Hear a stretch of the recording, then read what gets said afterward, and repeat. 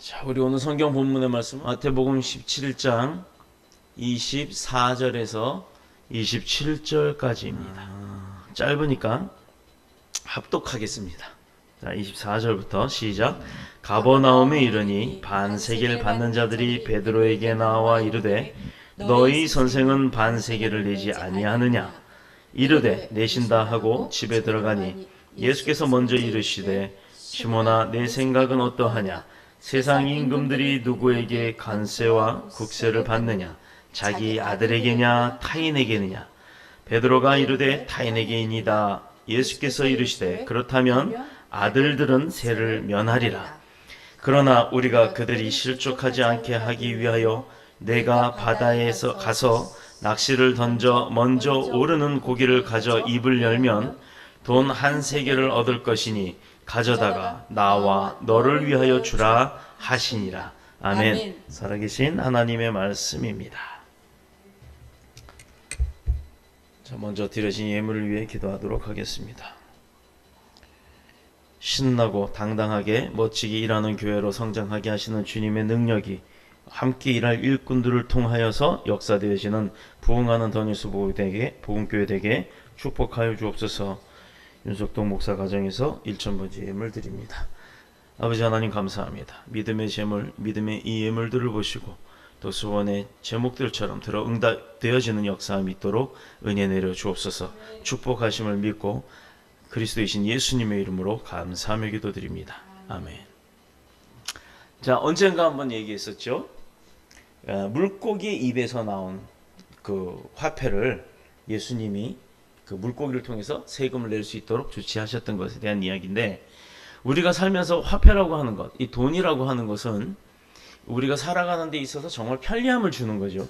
근데 요걸 조금 더 거슬러 올라가 보면은 이제 구석기 시대에 어떤 돌 모양이라나 좀 귀하고 값져 보이는 모양들을 가지고 어떤 것을 내가 필요로 할 때 이렇게 물물 교환을 하면서 살았었어요.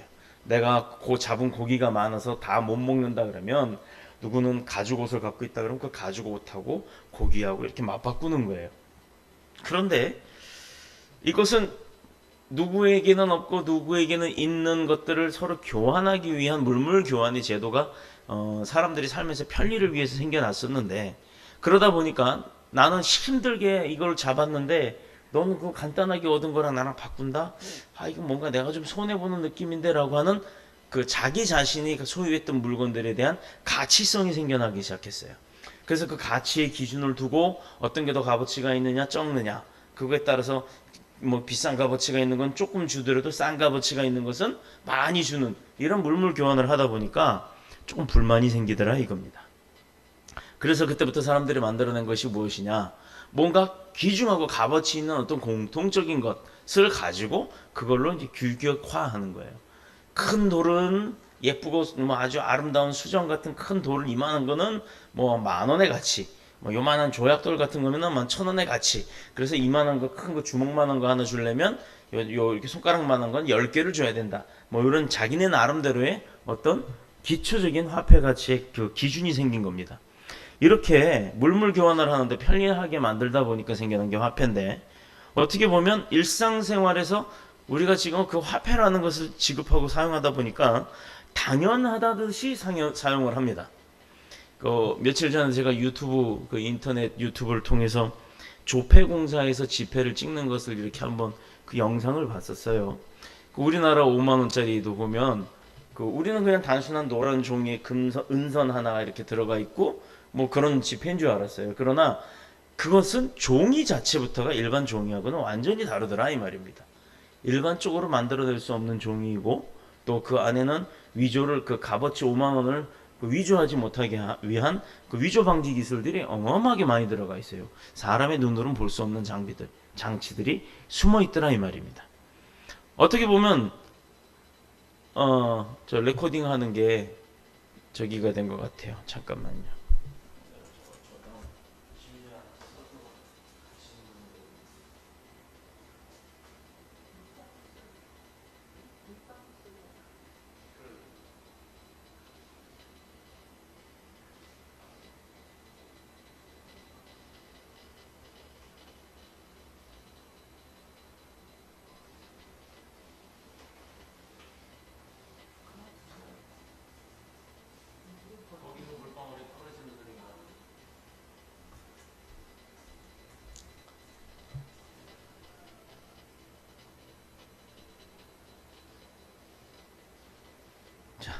그래서 그 어떻게 하다 보면 그 값어치 있는 돈이라는 것을 쓰다 보니까 그냥 흔히 쓰는 그런 것처럼 여기게 됩니다. 근데 우리도 분명히 알다시피 지폐에도 보면 10만 원권 수표, 5만 원권, 뭐 1,000원권, 뭐 5원권 이런 건까지 있나요? 지금 이론은 안 갖고 다니나요? 10원권, 100원권도 요새 사실 100원, 500원도 사실 동전은 돈으로 값어치가 없어 보여요. 그래서 이제는 전자화폐 시대, 그리고 앞으로는 돈이 현금으로 왔다 가는 현금이 없는 시대가 되어 간다라고 합니다. 과연 그렇게 될 수 있을지는 의문입니다만, 오늘 말하고자 하는 것은, 중요한 것은 이 현금에 보면, 우리가 흔히 쓰는 그 현금에도 보면 분명한 것은 진짜는 값어치가 있지만 가짜는 그냥 종이 쪼가리 뿐이다는 얘기예요. 값어치가 없다는 얘기예요. 많은 과학적인 기술을 동원해서 진짜와 가짜를 구별할 수 있게끔 철저하게 만들어 놓음에도 불구하고 분명한 것은 가짜 돈이 돈다라는 겁니다. 자, 이것은 하나님의 백성으로서도 진짜 백성, 가짜 백성을 구별하는데 필요하다는 겁니다. 그래서 하나님도 백성을 구분할 때 진짜와 가짜를 구분하신다는 겁니다. 그 값어치를 따지기 위해서. 우리가 미처 생각하지 못하고 지나쳐버리곤 있습니다만, 하나님이 이 땅에 오셔서 세상 가운데 살아가는 백성들을 보호하고 축복하기 위해서는 하나님의 자녀가 되었다라고 하는 많은 증거물을 우리 안에 숨겨 놓으신 줄로 믿습니다. 사탄이 불신자들에게 그 짐승의 인, 불도장을 찍는다 그러잖아요. 짐승의 인. 그 인이라는 게 뭐냐면 도장인이란 뜻인데, 도장이란 뜻인데, 우리 예전에 노비나 동물들 같은 보면 자기 소유라는 어떤 농장의 어떤 우리 농장의 소유라는 그런 이렇게 쇠를 달고서 영화 같은 거 보면 말 엉덩이나 등짝 같은 데 픽 하고 지져갖고 그 흉터가 남게끔 하는 그 낙인을 찍는 것을 말합니다. 사람도 예전엔 죄인들도 아주 극악한 죄인들은요, 보통 이렇게 머리를 올려서 상투를 매잖아요. 그러니 이마가 다 드러나는데 이마에다가 노비라고 또는 죄인이라고 그렇게 인장을 찍었었어요. 불도장. 자, 그런데 하나님뿐만이 아니라 사탄도 사탄의 쓰임을 받는 자들에게는 그렇게 짐승의 인을 친다 이 말입니다. 그런데 하나님도 백성을 성령의 인을 치시고 또 믿음으로 인치시고 하나님의 사랑으로 인을 쳐서 마지막 때까지 우리를 보호하시고 은혜를 베풀어 주시는 줄로 믿습니다. 그러면 뭐 이왕 나온 거니까 돈에 대한 이야기를 좀 더 해보겠어요. 저는 헌금에 대한 이야기가 아닌 돈에 대한 이야기를 하는 겁니다. 화폐는 만들어질 때부터 이미 그 각각의 고유 가치를 그 가치성을 부여를 받습니다. 그래서 태어나면서부터 진급을 해서 10,000원짜리가 100,000원이 되고 100,000원이 되는 게 아니라 태어날 때부터 너는 50,000원, 10,000원, 1,000원 이렇게 딱 정해져 버리는 거예요. 국가가 정식으로 발행하는 화폐는 그것이 조금 찢어져도 어느 정도 좀 뭐 웬만큼 3분의 1 이상 찢어지면 그 값어치를 한다고 합니다. 바꿔주기도 하고요. 뭐 어느 정도 찢어졌다고 해서 그게 그 값어치의 능력을 잃어버리는 것은 아니라는 거예요. 그러나 인간의 가치는요, 하나님의 형상을 따라서 태초부터 창조가 되었고 유전적으로 지금은 육신의 부모들을 통해서도 그렇게 태어납니다. 변화 이씨 태어나진 않잖아요. 갑자기 막 머리가 둘이나 손가락이 몇 개가 더 생기는 이런 잘못된 기형들은 생길 수가 있지만 그런 것이 아닌 사람의 형태를 완전히 벌어서 사람 속에서 뭐 송아지가 태어나거나 이러지는 않잖아요. 천하보다 귀하기 때문입니다. 그것은 하나님이 하나님의 형상을 따라서 우리를 만드셨기 때문에 본인이 본인을 사랑하는 것만큼 하나님도 우리를 그렇게 사랑하시는 겁니다. 그 가운데서도 우리는 그 십자가의 은혜로 그리스도인이 되었다라는 거예요.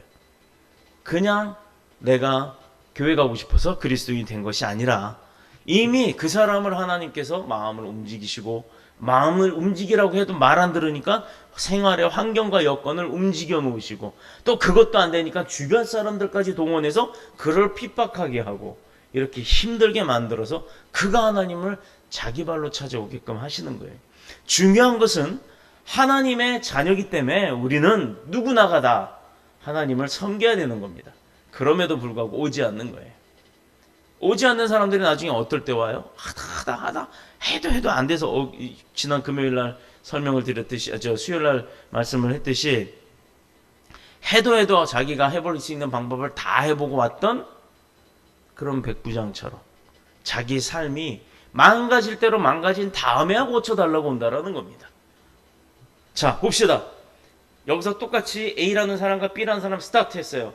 학교를 태어나서 학교 들어가고 공부하고 직장 잡고 결혼하고 자녀 낳고 사업에 승승장구하면서 부자 되고 그렇게 여기까지 올라갔는데 이 사람은 A라는 사람은 열심히 섬기는 사람이에요.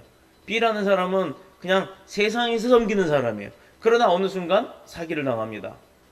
팍 떨어지죠. 이 사람은 여기서 계속 올라가요. 근데 이 사람도 어차피 교회에 다시 옵니다.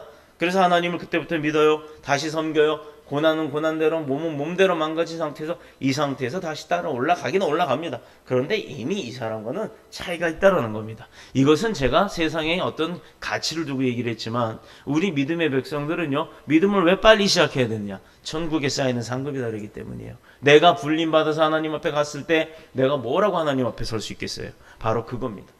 이 땅에 살면서 하나님을 어떻게 섬겼고 하나님이 뜻대로 어떻게 살아갔는지 그것을 하나님은 기록하고 계시다는 겁니다.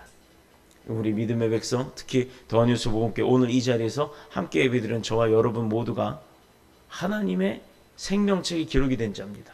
그러나 그 생명책에 기록이 된 것으로 만족할 것이 아니라 그 생명책 기록된 것 중에서도 가장 앞에 기록되어지는 그리고 주님께서 가장 먼저 들쳐서 이름 부르실 수 있는 그런 인정받는 백성이 되시길 축복합니다. 십자가의 은혜로 그리스도인이 되었음에도 불구하고 하나님의 자녀로 택함을 입었다고 하는 이것은 그 스스로도 어떤 사실을 부인하고 거부하지 않는 이상은 어떤 경우에도 변함이 없다라는 거예요. 우리는 이미 구원받은 백성 맞아요. 그러니까 그것은 틀림이 없습니다. 변하지 않습니다. 화폐가 구겨지고 묻고 찢어지고 더러워졌다 하더라도 그것은 돈이에요. 돈의 가치로서 사용이 되어지는 겁니다. 그 본래의 가치를 잃어버리지 아니함 같이 하나님의 자녀가 이 세상에서 어떤 삶은 조금의 죄와 허물이 있다 할지라도 그 연약함으로 만신창이가 되어버렸다 할지라도 하나님의 자녀임은 변함이 없다라는 거예요. 그러니 누구는 이렇게 올라간 동안 내려갔다가 다시 올라가는 사람하고 계속 올라가는 사람하고는 분명한 차이가 있다라는 겁니다. 여러분은 A가 되시겠어요? B가 되시겠습니까? 누구나가 A가 되겠죠. 그러나 우리가 명백한 것은 이 A라는 사람이 계속해서만 올라갔다는 건 아니에요. 이도 마음 가운데 고통이 있어요. 환란이 있어요. 시험이 있었습니다. 그러나 그는 그 모든 것들을 다 뭐로 이겼다고요? 하나님이 나와 함께 하시고 내가 곧 이 어려움은 이길 수 있는 시험이다 라고 그는 믿고 갔다라는 겁니다. 그래서 A라는 사람은 계속해서 남들이 보기에는 출세하고 남들이 보기에는 계속 부자가 되는 것 같죠. 그러나 그의 마음 가운데도 어려움은 분명하게 있었다라는 겁니다. 그러나 믿지 않는 사람들은 그 어려움이 내게 닥쳤을 때 주저앉아 버리는 거예요. 주저앉아 버린다. 나아갈 힘이 없습니다. 그렇기 때문에 우리 모두가 속히 하나님 앞에 와서 하나님의 도움을 갖고 하나님의 도움을 구하고 하나님의 지혜를 통해서 그런 어려움과 환난들을 벗어나면 되는 거예요. 벗어나기를 축복합니다. 그럼 또 여기서 이런 사람이 있어요. 그러면 왜 굳이 시험을 주십니까? 시험을 안 주면 더 좋죠. 그러나 시험은요, 이길 수 있는, 능히 감당할 수 있는 시험을 주시고 그 그릇이 키워지는 만큼의 축복을 더 부어주시는 거예요. 자, 우리가 예를 들어서 아기 때는 라면 한 개 갖고도 배가 불러요. 그러니 반 개만 먹어도 배가 부르죠. 그러니 종이컵보다 조금 큰 종재기 같은 그릇에다가 라면을 끓여도 충분히 끓입니다. 그런데 청년이 되고 어른이 되고 밥을 소스로 먹는 그런 장정이 되었을 때 라면 반 개 주면 양이 차요? 안 차죠. 그러니 2개, 3개, 4개를 끓여 먹어야 될 거 아닙니까? 그러려면 냄비가 점점 커지죠. 마찬가지예요. 그렇게 양이 늘어나는 것만큼 많이 먹을 수 있는 만큼 많이 받을 수 있는 만큼의 그 양을 늘리는 성장하는데 운동도 하고 일도 하고 마음도 아파보고 또 슬픔도 당하고 모함도 당해보고 하는 그런 사람의 삶이 있어서 성장을 해서 어른이 된 거 아닙니까? 마찬가지로 믿음도 그렇게 축복 가운데 축복을 받지만 내 축복을 받기 위해서는 그 믿음을 훈련을 해야 된다는 거예요. 그 훈련 없이 전쟁에서 이기는 군인 봤습니까? 총 쏠 줄도 모르는데 총 딱 던져주고 나가서 쏴라 하면 맞춰야 자기가 살잖아요. 상대를 적군을 못 맞추고 엉뚱한 데만 쏟아보면 그 사람이 나를 쏘면 내가 죽게 되는 겁니다. 그거를 방지하기 위해서 그렇게 무릎이 까지고 막 하면서 엎어져 가면서 기어가면서 그 군사훈련을 받는 것처럼 내가 살기 위해서 군인들은 싸우는 겁니다. 훈련하는 겁니다. 마찬가지로 우리의 믿음은 내가 축복받기 위해서 훈련받는 것인 줄로 믿습니다. 그 문제가 됐던 부분들은 뭐냐면 사람들이 교회에서요, 그런 어떤 이야기들을, 설교를 또 관점을 두고 이야기할 때 그 대상을 돈이라는 것을 두고 얘기하면요, 정말 싫어해요. 왜? 특히 교회 안에서 돈에 대한 이야기를 하면 더 싫어합니다. 대체적으로 거룩한 신앙과 세속적인 물질을 결부시키는 것을 싫어하는 거룩한 분들이 많기 때문이에요. 그래서 교회에서는 용어를 달리합니다. 그러나 더 큰 근본적인 이유는 다른 데 있더라는 겁니다. 내가 거룩한 믿음의 백성이요 하나님을 잘 섬기는 자이기 때문에 돈이라는 것을 교회 안에서 얘기하는 게 싫다. 이건 물론 명분상 보여지는 내용이에요. 그러나 그들의 후면적인 모습에서 보면 어떤 것이 있냐면, 하나님을 향한 내 신앙심이나 주님의 몸된 교회를 섬기는 것, 그런 사랑보다도 어떻게 보면 자기 자신의 그 세속적이라고 하는 그 돈에 관심이 더 많기 때문이에요. 왜냐? 교회에서는 말씀을 듣고 은혜도 되고 내가 치유도 받고 힘도 얻어가지만 세상에 나와서는 그 말씀만 갖고는 살 수가 없는 겁니다. 세상에 나와서는 그 돈이라는 것이 통용이 돼야 내가 필요한 것도 얻기도 하고 배고프면 먹기도 하기 때문이에요. 사랑보다는 우리가 그 세속적인 것, 그것에 더 관심이 크다라고 하는 부분이 바로 이것입니다. 아무리 교회 안에서 은혜의 말씀을 듣고 내가 힘을 얻고 나가지만 교회 문을 딱 나가는 순간, 오늘은 어디 가서 영업을 할까? 내일은 어떻게 해야 내가 돈을 벌지? 이런 고민에 빠질 수밖에 없다라는 거예요. 이게 우리가 세상 가운데 묻혀 살기 때문입니다. 그러나 돈은 우리가 부리는 거지 우리가 돈의 노예가 돼서는 안 되는 거예요. 이것 때문에 내가 소유한 물질이 조금이라도 교회에서 돈을 얘기하면 손해를 보지 않을까 하라는 그런 인색한 마음이 있었기 때문에 어떻게 보면 더 교회보다 하나님보다 돈을 더 사랑하기 때문에, 그래서 그런 모습들이 내가 교회 안에서 돈 이야기할 때 내 모습에서 혹시나 비춰질까 싶어서 그래서 싫어하는 겁니다. 본론적으로 맞았을 때, 본질적으로 자기가 그 교회에서 돈 얘기하는 거, 교회에서 무슨 돈 얘기를 하냐고, 믿음으로 하면 되지, 이렇게 얘기하는 분들, 그 배경에는 그런 마음속에 상처들이 있다라는 얘기예요. 그래서 돈 때문에 감정이 상하고 돈이라는 것 때문에 인격이나 신앙에 피해를 보는 것을 원치 않기 때문입니다. 사람들은 특히 설교할 때 목사가 돈 이야기하는 거 굉장히 싫어해요. 그러나 우리가 마태, 마가, 누가, 요한이 사복음서를 통해서 알 수 있는 것은 분명한 건, 의외로 예수님은 돈에 관한 말씀을 정말 많이 하셨다는 겁니다. 그 사실을 우린 주목을 해야 합니다. 우리 자신을 위하여 보물을 땅에 쌓아두지 말고 하늘에 쌓으라는 말씀이나 달란트라고 하는 것을 비유하셨어요. 달란트의 빚, 그리고 빚을 탕감받은 종의 이야기, 또 어느 청년이 주님을 따르려고 할 때 너가 가진 모든 재산과 소유를 남에게 나누어 주고 넌 빈손으로 와라 했을 때, 또 부자와 과부의 헌금하는 모습을 보고 과부가 더 많이 헌금했다는 이야기며, 돈에 관한 또 다른 이야기들, 돈의 단위인 세겔, 데나리온, 또 드라크마, 두렙돈. 자, 오늘 본문에서 세금에 관한 말씀을 하면서 한 세겔이라는 단위를 말씀하셨어요. 이유가 뭐라고 생각하십니까? 예수님이 돈에 관심이 많아서 그래서 얘기하셨을까요? 예수님께서 하신 그 세금에 관한 이야기는 돈에 관심이 있거나 욕심이나 집착이 있어서가 아닙니다. 이것은 예수님이 돈에 관심이 많은 것이 아니라 그 당시 사람들이 우리 시대에 못지않게 그 돈에 관심이 지나치게 많았고 또 욕심이 많았고, 많은 자는 사람들이 많이 쫓아다녀요. 그 중에 이제 내가 자기가 얻을 수 있는 것이 있을까 싶어서 붙어다니. 요즘도 그렇습니다만 당시 사람들도 돈이 최고라고 생각했던, 그렇게 여겼던 믿음들이 있었기 때문에, 생각들이 있었기 때문에 예수님은 그들의 관심사인 그 돈을 비유로 많이 이야기를 하신 거예요. 눈높이로 말을 해서 알아듣게 하신 거예요. 우리 여기 다니다 보면 어느 학원 이름에 보면 눈높이라는 학원이 있어요. 저는 참 그 학원의 이름을 잘 지은 것 같아요. 아이들의 각각의 눈높이가 다 틀리지 않아요. 성적들이 다 다르고 생각들이 다르고 지식들이 다르듯이 그 아이 한 사람한테 그렇게 1대1 레슨을 해준다는 거예요. 그런데 사실상 가보면 1대1 레슨은 아닙니다. 우열반 나눠서 상중하반 나눠놓고 한꺼번에 몰아놓고 앉아서 공부를 가르치기는 해요. 그렇게 되면 그 그룹의 눈높이지 개개인의 눈높이는 아니에요. 그러나 주님은 이야기를 나누시면서 설교를 하시면서 비유를 드실 때 꼭 그 듣는 사람들의 눈높이에 맞춰주셔서 이야기를 하셨다는 겁니다. 즉 이해하기 쉽게 비유를 들어주셨다라는 얘기예요. 오늘 본문을 살펴보면 적어도 주님 앞에는 돈주머니나 지갑, 백 이런 건 없었다라는 겁니다. 특히 그 어디다 이렇게 꿍쳐뒀다고 하는 비자금, 비상자금 같은 것은 더더욱이 없다는 사실을 우리는 알 수가 있어요. 오죽하면 여우도 자기 여우 잘 굴이 있고 공중에 나는 새도 거처가 있으되 오직 인자는 머리 둘 곳이 없다라고까지 얘기를 하셨겠어요.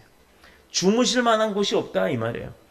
자, 전도 나가는 제자들에게 여행을 위하여 지팡이 외에는 양식이나 또 주머니나 전대의 돈이나 아무것도 가지지 말고 다만 신발, 신고 있는 신발 하나와 옷 2벌만 가지고 가라. 그렇게 이야기를 하셨어요. 이 이야기가 뭘까요? 전도라는 것은 한 군데서 있는 것이 아니에요. 우리는 교회 앞에 교회를 알리기 위해서 교회 앞에서 하지만 이 시대의 전도는 교회 건물을 얘기하는 것이 아니었기 때문에 사방, 팔방, 동네 방네 다 돌아다니면서 그 전도를 해야 돼요. 그러면 걸어서 다녀야 되고 때로는 뭐 말이라도 타고 가야 되고 배도 타고 가야 되고 할 텐데 그럼 돈이 필요하지 않습니까? 그런데 아무것도 가지고 가지 말라. 이건 뭐죠? 가라고 하신 분이 간다고 하는 사람들한테 노잣돈을 안 주시는 거예요. 그냥 빈몸으로 가래요. 이건 뭘까요? 저는 확실한 믿음이 있는 자들은 답이 생겨날 거라고 생각합니다. 뭐냐?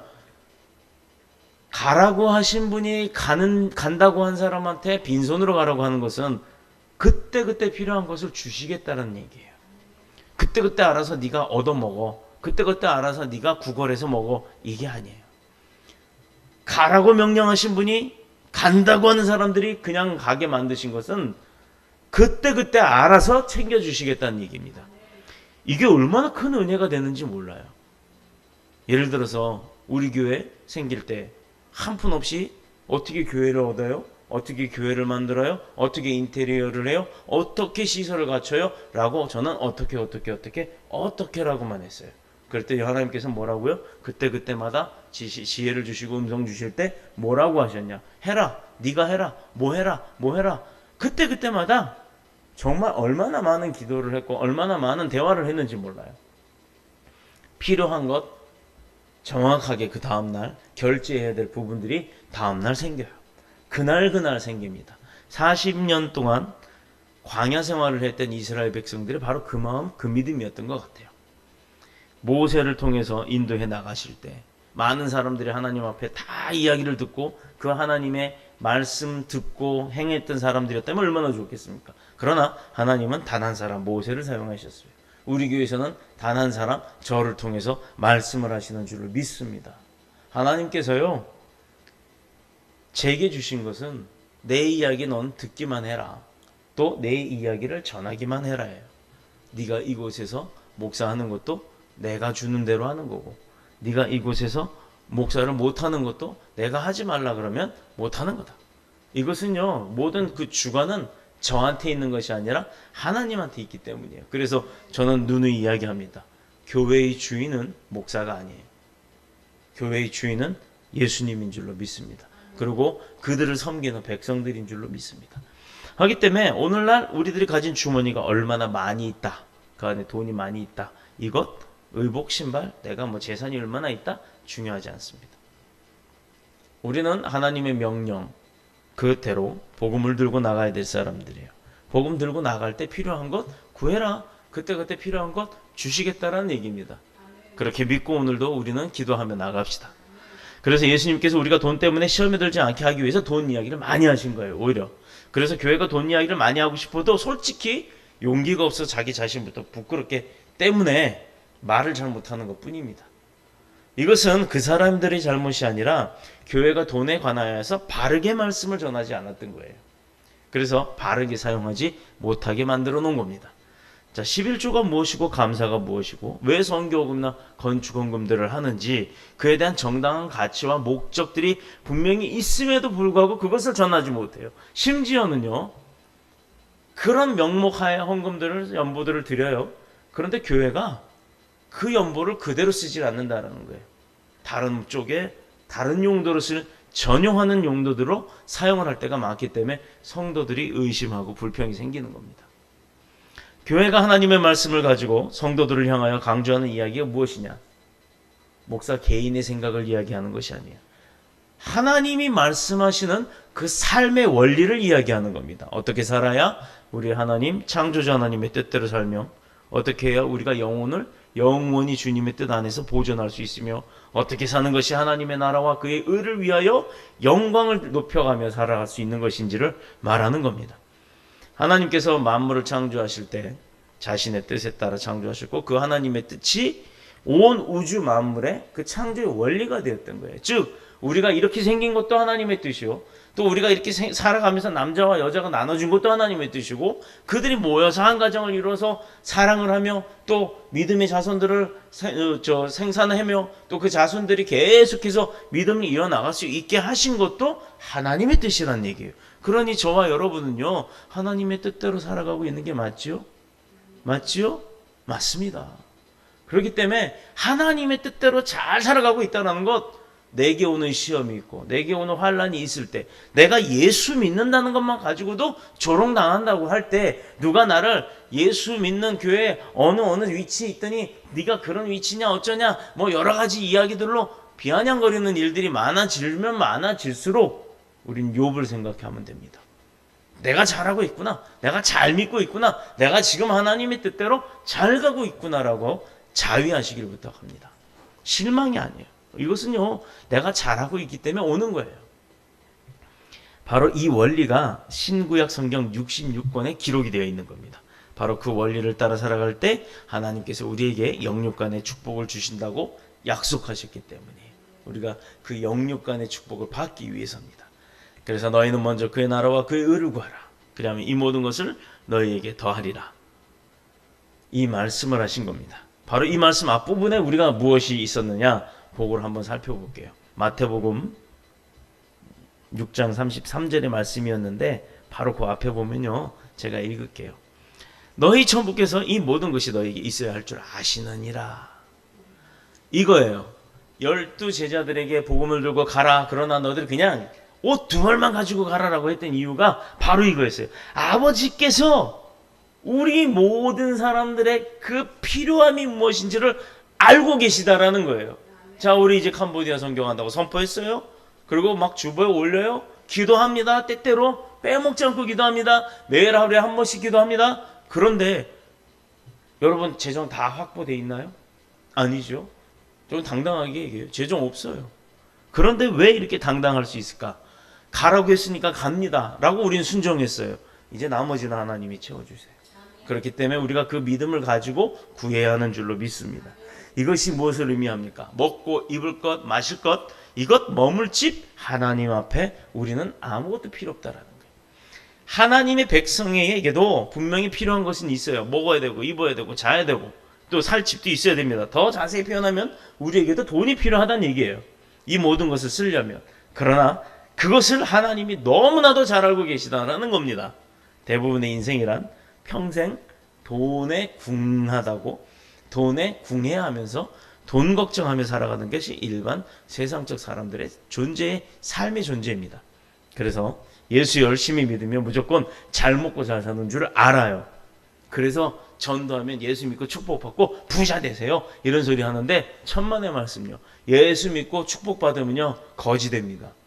이거 참 극단적인 얘기죠. 와, 목사가 누가 그럼 거지 될 거 뻔히 아는데 거지 되려고 교회 나가나라고 하죠. 요 말만 들으면. 거지가 된다라는 것은 내 재산이 축인한다, 내 재산이 비어진다라는 얘기예요. 그러나 우리가 그 다음을 한번 봐야 돼요. 뭐가 있느냐, 우리의 뭐 필요한지 하나님이 더 잘 아시기 때문에 나는 알지 못했던 것까지도 채워주신다는 얘기입니다. 나는 그저 100만 원만 필요하다라고 생각을 해 있었지만 하나님은 100만 원이 아니라 그 뒤에 더 필요한 돈까지도 다 책임져 주신다는 얘기예요. 즉 나는 돈만 필요하다고 생각했는데 다음날 죽어야 될 사람이었어요. 자기도 모르는 병이 안에서 생겨서 자기 병원에 돈 아깝다고 한 번도 안 갔는데, 내가 오늘 1000만 원만 채워, 내가 내 통장에 1000만 원 생기면 최고다라고 했는데 오늘 내가 마지막으로 딱 입금 딱 했더니 1000만 원 딱 하고 지켰어요. 신났다, 아이고 난 최고다라고 하는데 다음날 그 사람은 갑자기 몸이 안 좋은 상태에서 숨을 거둬야 하는 그런 상황이라면 그 1,000만 원이 무슨 의미가 있냐 이 말입니다. 하나님은 그 1,000만 원을 버리면, 그래서 뭐 물론 그냥 아무나 주는 건 아니죠. 주의 뜻에 의해서 사용을 하게 되면, 그러고 나면 하나님이 뭘 하시느냐, 그 1,000만 원보다 더 많은 걸 채워주시고 또 내가 몰랐던 몸속의 병까지도 낫게 해주신다라는 거예요. 이게 바로 축복이에요. 이게 하나님께서는 그런 일들을 하시는 거예요. 우리가 알지 못하는 것까지 우리에게 넉넉하게 부어주시는 줄. 그래서 왜 우리 아버지는 우리가 하나님 보고 아버지 하나님이라고 그러겠어요. 아바 아버지. 이건 우리 아버지답게 우리에게 그 축복을 넉넉하게 베풀어 주시는 분이시기 때문입니다. 그 사실에 대한 답이 오늘 본문에 있어요. 오늘 본문을 잘 보면 답이 나옵니다. 가버나움 동네에 갔을 때 성전세를 받는 사람이 왔어요. 예수님은 왜 내지 않냐고 물어봐요. 그랬더니 돈이 없기 때문에 못 내는 거예요. 돈이 없기 때문에. 사실 세금이라는 건 소득이 적고 많은 거에 따라서 그 기준을 두고서 이렇게 내야 되지만, 누가 됐든지 간에 많이 내든 적게 내든 세금이란 건 정말 고약한 거예요. 막 뺏기는 것 같은 느낌 들어요. 아까워요. 의료보험뿐만 아니라 각종 세금, 자동차 보험들 이런 거 올라가긴 올라가죠. 그러나 그게 어떤 나에게 이렇게 실질적으로 와닿나 보다 하지, 안 와닿는 사람들은, 아무런 문제가 없던 사람들은요, 아파보지 않는 사람은 의료보험 아깝죠. 교통사고 안 나본 사람은 자동차 보험 아까운 거예요. 그런 식으로 여러 가지들, 특별 소비세를 만들기도 하고, 참 이런 것들은 우리에게 돌아가는 혜택이 아니라 국가에 돌아가는 거고, 국가가 전체적으로 쓰는데 필요한 겁니다. 나라 살리면 국가에 돈이 말랐으니까 국민에게 더 많은 부담을 지워야 한다고, 국가가 모든 일을 한다고 하면 그것은 뭐냐면요, 돈 더 내라 이 얘기예요. 세금 더 내라 이거예요. 국회에서 국회의원들이 만들어 놓으면 그렇게 합니다. 그런데 정작 우리가 실질적으로 살아가는 사람들을 보면 안타까운 게 뭐냐, 돈이 모자라서 그렇게 내줬는데 정작 쓰는 거 보면 엉망으로 쓴다 이 말이죠. 그게 답답하다는 얘기입니다. 그게 불만이 오는 겁니다. 국가가 법을 그렇게 만들고 공포했으니 개인적으로는 싫어도 따라야 하는 게 의무입니다. 당연한 거죠. 그런데 오늘 예수님 본문에서 뭐라고 그랬냐, 제자들에게 성전에서 내는 이 세금을 내가 내어야 하느냐 말아야 되느냐 이걸 물어보신 거예요. 결론부터 말하면 예수님은 하나님의 아들이고 성전의 주인이시니 세상의 순리를 따르면 세금을 내지 않아도 되고 오히려 받으셔야 되는 분이에요. 그런데 27절에 보니까 그러나 우리가 저희를 오해하지 않게 하기 위해서라는 말이 나와요. 세금을 내는 것이 좋겠다라고 하십니다. 문제는 내기로 했어요. 근데 돈이 없는 거예요. 주님이 갖고 있는 게 없는 거예요. 이것은 베드로를 통하여 제자들도 쫓아다니던 제자도 마찬가지입니다. 돈을 빌려서 융통을 하기도 쉬운 일이 아니에요. 이 사람들을 뜨내기인데 누가 빌려주겠어요. 그래서 택하신 방법이 베드로에게 가서 바다에 가서 낚시로 물고기를 잡아와라 이거예요. 근데 제일 먼저 올라오는 물고기 입을 봐라. 벌려보면 돈이 한 세겔이 있을 것이다. 야, 누가 이제 세상 사람들이 그거 그래도 어부가 투망하고 먹이고 하다가 주머니에서 동전이 떨어졌나 보지. 근데 바닷속에 빠진 걸 얘가 먹인 줄 알고 먹다가 목에 걸려 킥킥거리고 있는 거, 우연치 않게 그냥 낚시에 그게 딱 걸려오는. 그래서 그 물고기 입을 보니까 그 주워 먹었던 동전이 걸려있던 거지. 이게 우연입니다. 세상 사람들이 말하는. 이야기를 하려면 충분히 만들 수 있는 우화가 될 수가 있어요. 그런데 예수님은 그렇게 될 거란 걸 미리 이야기합니다. 되고 나서 이야기가 아니라 미리 이야기를 하셨어요. 돈 한 세겔이 있을 것이니 그것을 가져다 나와 베드로 자신의 성전세를 지불하라. 원래는 반 세겔이에요. 한 사람당. 반 세겔씩인데 두 사람 목돈 한 세겔을 물고 나오게 만드신 겁니다. 여기서 우리 믿는 사람들의 관점은 달라지죠. 주님은 물고기도 움직이고, 물고기 그냥 누군가 어부가 진짜 떨어뜨린 거겠죠. 주님은 그것도 알고 계셨다는 거예요. 그 깊은 물 속에 있는 동전 떨어진 것까지도. 주님은 그 물고기를 마음을 움직여서 그 물고기는요 희생양이잖아요. 사람 앞에 잡혀오면 그거 먹히는 거잖아요. 다 구워 먹든 뜯어 먹든 삶아 먹든 하잖아요. 그런데도 주님이 시키니까 물고기가 동전을 잡아서 옵니다. 자, 상식적으로 생각해 보면요, 물고기가 동전 물었어요. 근데 또 뭐 먹으려고 바늘을 물기가 있겠나요? 이 말입니다. 그거 어떻게든 빼내려고 난리를 치겠죠. 우리 집에 강아지가 한 마리 있어요. 강아지 장난을 한답시고 같이 놀아준다고 막대기에다 고무줄을 달아서 이렇게 지가 좋아하는 거 무는 거 이런 거 매달아 손들어 주면 기를 쓰고 달려와서 묵니다. 근데 한번 물면 그거 안 놀려고 고개를 막 흔들어 가면서 안 간 거래요. 근데 물고기는 안 그러겠냐 이 말입니다.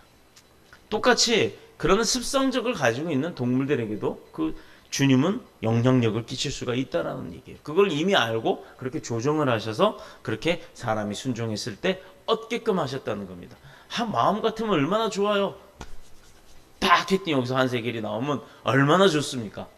그리고 오히려 돈 받으러 왔던 사람들에게 또 마음을 움직여서 돈 받지 않겠다는 마음을 갖고 가면 얼마나, 주님이 그걸 못해서 하는 게 아니죠. 주님께서는 아까도 얘기했지만 눈높이 교육을 위해서 그 베드로를 통해서 순종하는 모습도 보게 하고, 그가 거기서 또 많은 사람, 솔직히 베드로 혼자만 갔겠냐 이 말이에요. 진짜네. 이것을 통해서 하나님의 아들이라는 걸 증명하셨던 겁니다.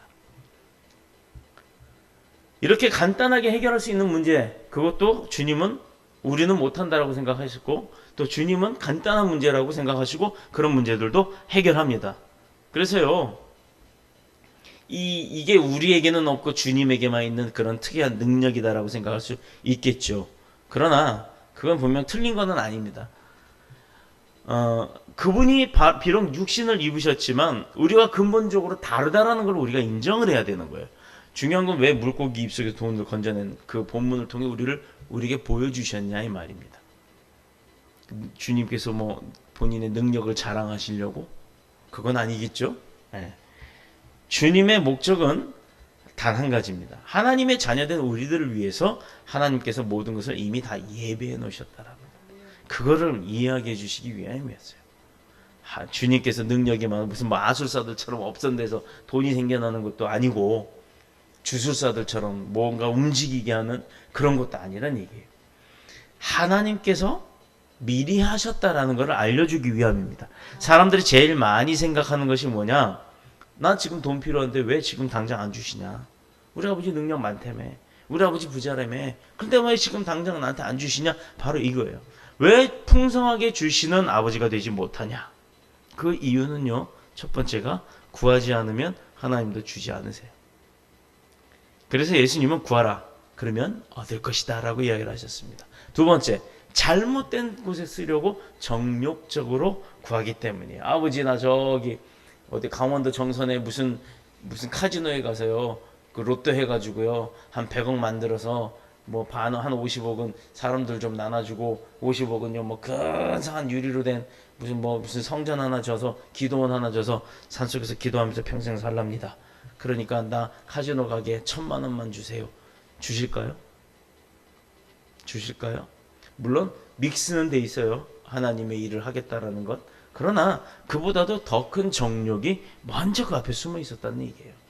사람들이 나눠주면서 자기가 드러나려고 하는, 또 도박이라는 방법을 통해서 옳지 않은 방법으로 취하려고 했던 그런 부분들 때문에, 정욕으로 구하기 때문에 안 주시는 겁니다. 목적이 잘못되면 자식을 사랑하는 아버지라도 자식이 요구를 거절하실 수 있는 거예요. 됐거든 하고. 자, 세 번째는 하나님께 맡기고 사는 인생을 위해 하나님께서 항상 예비해 놓으신다는 사실을 우리 스스로가 잊고 살았기 때문이에요. 그래서 걱정을 합니다. 근심을 합니다. 실망을 합니다. 좌절을 합니다. 그래서 사람들은 때에 따라 공급하시는 하나님의 은혜보다도 내가 미리 준비하는 것을 좋아하고 그렇게 해야 안심이 된다고 하는 거예요. 저희 어머니가 살아생전에 그 20kg짜리 쌀푸대가 집에 항상 5개씩은 쌓여 있어요. 그렇게, 그것도 참 노인네가 힘도 좋아요. 어머니가 아주 각을 딱 맞춰서 그 광 쪽에 쫙 세워놓습니다. 다용도실에. 그런데 정작 중요한 거는요, 매번 먹는 쌀이 위에 쌀이에요. 위에 쌀 하나 먹으면서 또 사다가 위에다 얹어놔요. 이러다 보니 밑으로 내려가면 내려갈수록 2년 된 쌀, 3년 된 쌀이 남아요. 그래야 마음이 풍족하다, 뭔가 먹을 게 많으니까 염려가 없다라고 하는 본인의 생각대로 사십니다. 어느 날 집에 자꾸 까만 벌레가 기어다녀요. 잡다 못 잡아서 너무 징그러워서 진공청소를 밀다 쫓아가 봤더니 그게 그 다용도실에서 나오더라 이 말입니다. 그 이게 대체 뭔가 했더니 그 쌀벌레 있잖아요, 바구미. 그래서 쌀을 드러내기 시작합니다. 20kg 무거워요. 두 번째 20kg 무거워요. 세 번째 20kg 드는데 느낌이 이상해요. 뭐가 들긴 들었는데 좀 가볍다는 느낌. 네 번째는 이상하다, 이건 쌀인가? 라는 느낌. 다섯 번째를 딱 드는 순간 으악 했어요. 봉투 밑단이 젖어서 이미 뜯어진 지는 오래됐고 아예 그 타일 바닥에 붙어버렸더라고요. 그러면서 찢어졌는데 저는 20kg 쌀이 나올 줄 알았어요. 쌀이 아니라 무슨 밀가루 같은 가루가 나오면서 그 안에서 나오는 쌀벌레가 깨처럼 많아요. 어마어마하게 많더라고요. 자, 봅시다. 어머니의 욕심과 미리 걱정하는 생각, 예비한다고 하는 인간의 생각. 물론 우리 어머니 돌아가셨는데 돌아가신 분 갖고 이야기를 하는 게 죄송스럽습니다만 바로 그거였어요. 얘도 은혜를 받으러 날아다니네요. 뭐였냐면 미리 그렇게 했지만 결과적으로는 먹지도 못했다는 얘기예요. 남 좋은 일을 한 겁니다. 그 이유가 뭐였냐면 사람의 생각으로 그렇게 미리 준비를 하고 갖춰놔야만 안심이 된다라고 하는 것. 그것은요, 믿음이 연약하기 때문입니다. 하나님께서 하실 거다. 하나님께서 해 주실 거다. 하나님이 도와주신다. 라는 확신까지는 안 가더라도 믿음은 가져야 되는데 믿음 가기 전에 의심이 들어있더라 이 말입니다. 아유 보이지도 않는 양반이 와서 그렇게 야 그리고 하나님 바쁘셔서 그래 나까지 신경 못 써 이렇게 생각하는 분들도 있겠죠. 자 그래서 우리도 예수님처럼 아버지 하나님께 다 맡기고 살면 그때그때마다 예비하신 은혜로 부어주시는 줄로 그래서 채워주신다는 사실을 오늘 본문을 통해서 보여주시는 겁니다. 우리가 알고 있는 슈퍼컴퓨터라는 게 있어요. 사람이 생각할 수 없는 놓칠 수 있는 것까지도 다 한답니다. 계산한답니다. 요즘에 AI라고 해서 그 날아다니는 새들 그 AI가 아니라 그 인공지능이라고 하는 그래서 사람 천재 바둑가들도 그 사람한테 그 컴퓨터한테 지죠. 알파고인가 뭔가한테.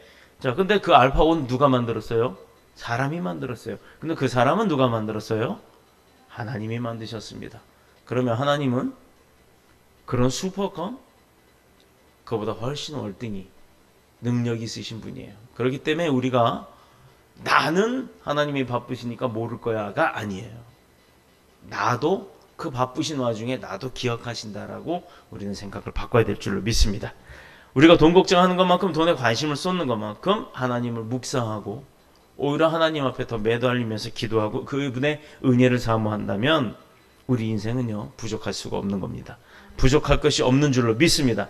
자기가 돈을 쌓아놓고 자기의 정욕과 욕심을 따라 사는 것이 아니라 많은 사람들의 유익을 위하고 더 나아가서는 하나님의 영광을 위해서 산다면 하나님이 더 많은 것과 귀한 것으로 채워주시는 분인 줄로 믿습니다.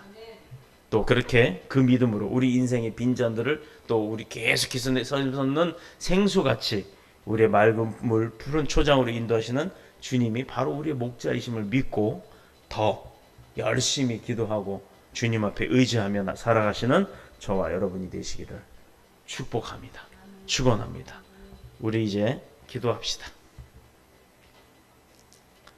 선교 일정에 따른 여러 가지 재정들이 이제 우리는 필요로 하고 있습니다. 또 이거 켜주세요. 하나님께서 축복하신 가운데 우리에게 허락하신 일들이 있으니 그 일들과 사역들을 함께 해나감에 있어 아버지 앞에 구해야 할 것이 정말로 많아요. 자, 함께 하시는 주님께서 우리에게 우리의 부족과 또 필요를 잘 아신다고 했어요. 이제 그런 주님 앞에 우리 기도하며 나갑시다. 주의 집에 영광이 가득해